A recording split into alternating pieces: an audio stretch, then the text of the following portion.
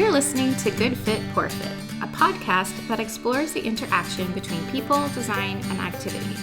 Good Fit, Poor Fit is part of the Universal Design Project, a nonprofit organization with a vision for every community across the USA to have a surplus of homes and opportunities for social participation that are universally and financially accessible. Learn more at universaldesign.org. Welcome to another episode of Good Fit, Poor Fit. If you recognize a different voice citing that intro, then you'd be correct. This is Rachel Melvin. We've met in a few podcasts. I'm an OT student who's interning with the Universal Design Project for the fall semester. Today, I'm here with Sarah, and we're going to discuss the idea of a forever home and why most Americans want to remain in their homes for long periods of time, even if it's no longer a good fit. We're also going to address how the current status of American housing does not match people's idea of forever, and hopefully offers solutions to solve this issue.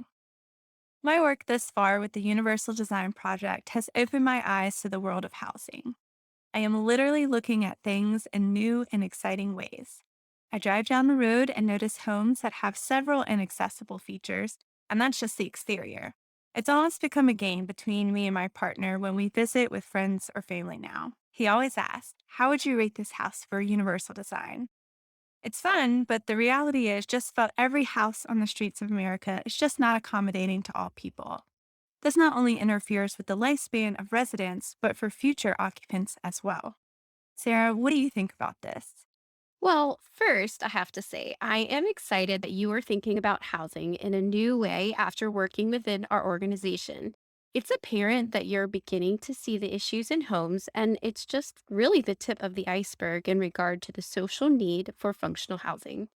I think this will definitely be an interesting topic to explore today because there are so many facets to why people move or stay in their homes. As we talk about homes today, we're really talking about all types. A home could be a place that someone is renting or buying.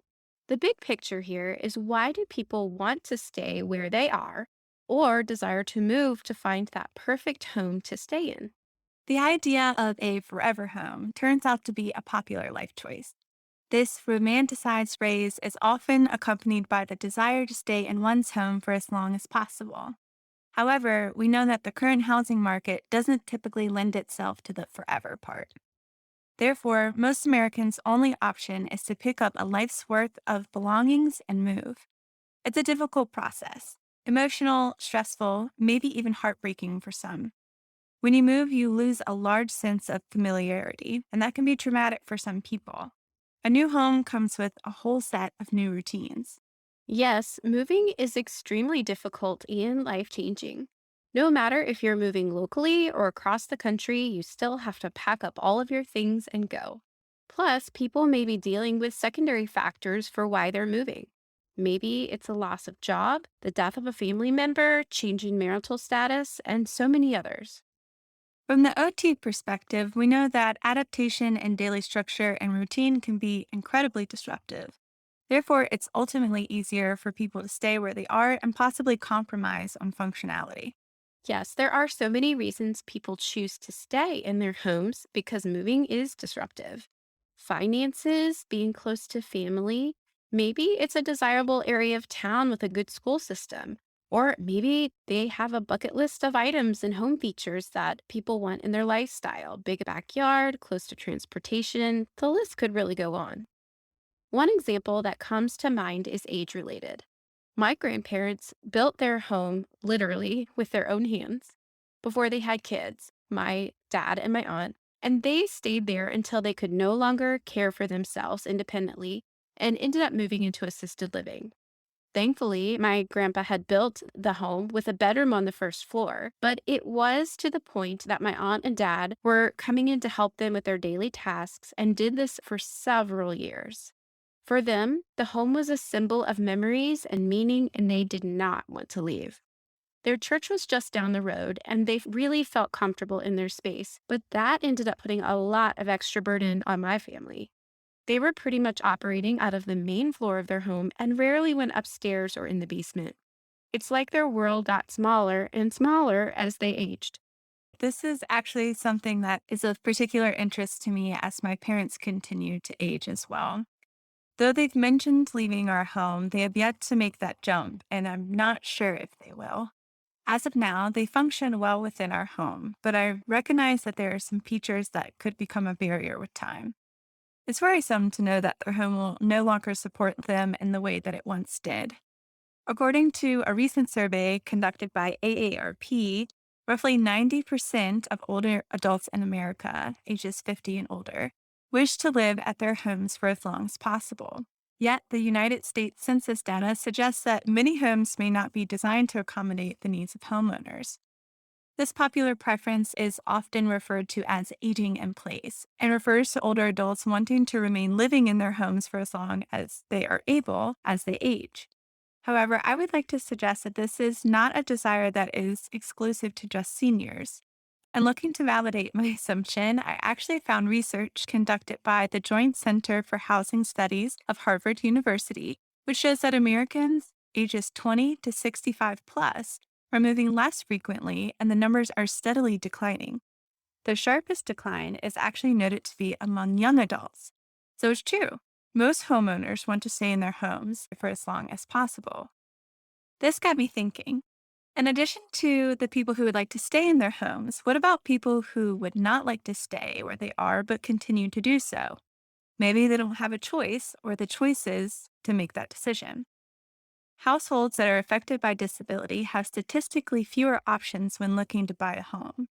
When considering accessibility and affordability, two very important factors, the available options begin to dwindle pretty quickly.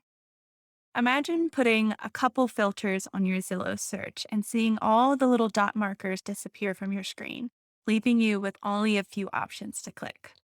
As of 2019, there are 139 million homes in America. The Department of Housing and Urban Development found that only about a third of housing in the United States is potentially modifiable for a person with a mobility disability. Currently, less than 5% is accessible for individuals with moderate mobility difficulties, and less than 1% of housing is accessible for wheelchair users. That doesn't leave people affected by disability with a whole lot of options in terms of accessibility. And this only addresses one type of disability. So I would venture to say that these percentages are actually even smaller. When considering the cost of a home, about 5% of homes are currently considered affordable. Based on these two factors alone, two filters, so to speak, you can easily see how this limits people with disabilities from buying a home that is a good fit. Wow, Rachel, these stats are pretty eye opening.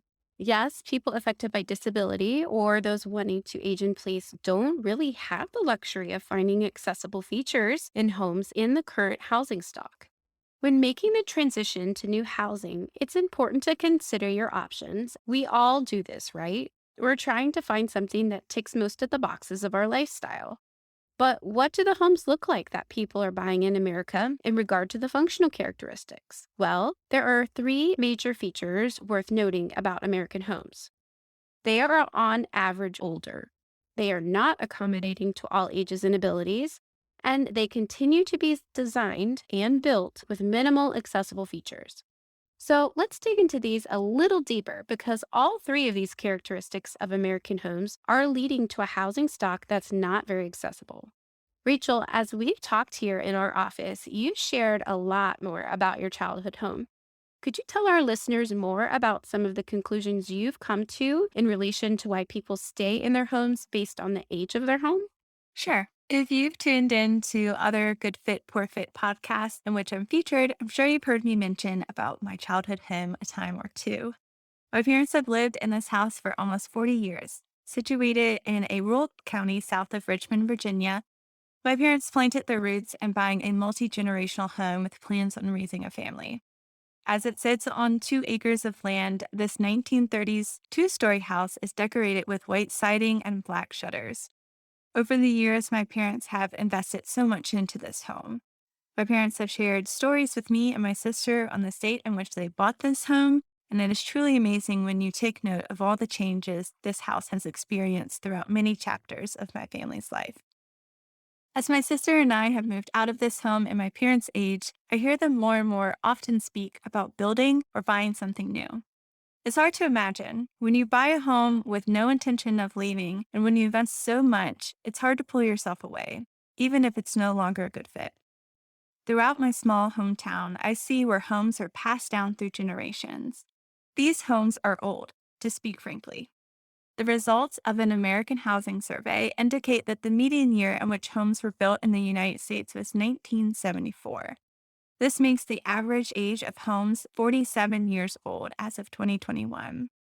We know that it is much more difficult and costly to remodel older homes, which is why we need to have more universal options available in the housing market.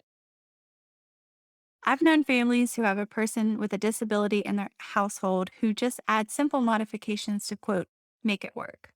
It just seems so unfair to sacrifice on quality of life to uphold this standard of keeping a home because it has sentimental value. I understand. I can't imagine visiting my parents and not going to the home that held birthday parties and community bonfires and other memories. However, as much as we love our homes, it is just that, a home. The memories made within those walls are not because of the home itself, it's because of the people who live in it. I can see that. There are lots of memories that you've made there, and no wonder it's really difficult for your family. Over the years, people have made compromises in their own homes and just have learned to live in places that don't meet their needs.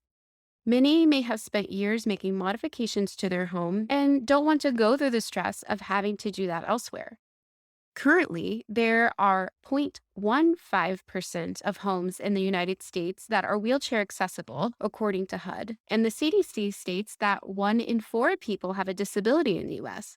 There is definitely a mismatch here in homes available for people with impairments. Accessibility wise, there are definitely more functional options in apartment complexes because in multifamily housing units, designs are required by law to offer so many accessible units in different floor plan options. In this case, it might be more convenient to stay in the renter market versus buy a home because there are more functional features as required by law. That's my family's current situation right now, and we're choosing to stay in our functional apartment. If we found something that's already built, we'd most likely have to make modifications to it anyway. So, you think about the statistic you mentioned, Rachel, homes built in the 1970s and before, they're typically split levels and have super narrow hallways and doors. Plus, most older homes have all bedrooms on the second floor. It's just simpler for us to rent now. It just goes to the vision of the Universal Design Project. By advocating for inclusive new builds, it opens up opportunities for communities across the United States to have a surplus of homes that are both universally and financially accessible. Through the examples Sarah and I have shared today, we recognize these trends in our communities and have found that there is research to support it. According to the American Community Survey conducted by the National Association of Realtors, the median duration of home ownership in the United States is 13 years. Compared to previous years, this number has risen, and I can suspect it is only going to continue to rise. So many people are buying their homes and staying in them for longer and longer periods of time, basically as long as they can. If people want a forever home, they need a home that will continue to support them throughout their lifespan. From what we've discussed today, we know that the option is just not available, ultimately leading people to negotiate to make a move or to stay where they are and compromise on functionality. This is why it is so important for people building their new homes now to think about universal design. Why not bake function into the design now and not have to worry about the frustration of design that doesn't work for you and your family for generations to come, especially if you plan to stay there in the long run? Or, like Rachel said, continue having your future generations live in those homes. In fact, the Journal of American Planning Association said that there's a 60% chance that any new home will be occupied by someone with a functional impairment over its lifespan. So, if not to do it for yourself and your family, think about the other people who may occupy your home in the future and have new homes built with accessibility features from the start. Most new homes being built have minimal universal design features, if any. This is why we're trying to advocate for changes within our organization. Exactly. With the work that the Universal Design Project continues to do, I look forward to potentially seeing new trends in housing that truly work well for people of all ages and ability. And it's not just a few accessible features here and there throughout the home. To truly help someone feel like they're living in their forever home, they need to be able to access and use every single space of their home, whether they can walk well or use mobility equipment, whether they struggle to live independently due to cognitive deficits, or may have reduced vision or hearing. You shouldn't have to compromise on the home of your dreams in the area of town you love with a beautiful backyard view just because there are too many stairs or there isn't enough room for all the things you want and need in your home. I agree. No one should have to make compromises when it comes to their home. However, there's a gap in available housing options, and more people are faced with making some tough decisions. I hope what we've talked about today provides some perspective to the inaccessible world we're living in, as well as some insight to the possibilities that universal design has for one's personal life now and in the future. Rather than driving around and seeing a multitude of inaccessible homes, I hope to see more inclusive housing on the streets of our communities. Thanks for tuning in for another episode. I challenge you to leave this podcast and take note of the homes you may step foot into this week and their level of accessibility. Make a game out of it. It's important to recognize what's out there in order to address the need for better options. Thanks again, and take care. Thanks for listening to Good Fit, Poor Fit. I'm your host, Sarah Pruitt, Program Director and Occupational Therapist at the Universal Design Project. Learn more about our work at universaldesign.org and find more episodes and links to subscribe at goodfitpoorfit.com. If you have questions or topics you'd like to discuss, email us at podcast@universaldesign.org. Thanks for fitting us into your day.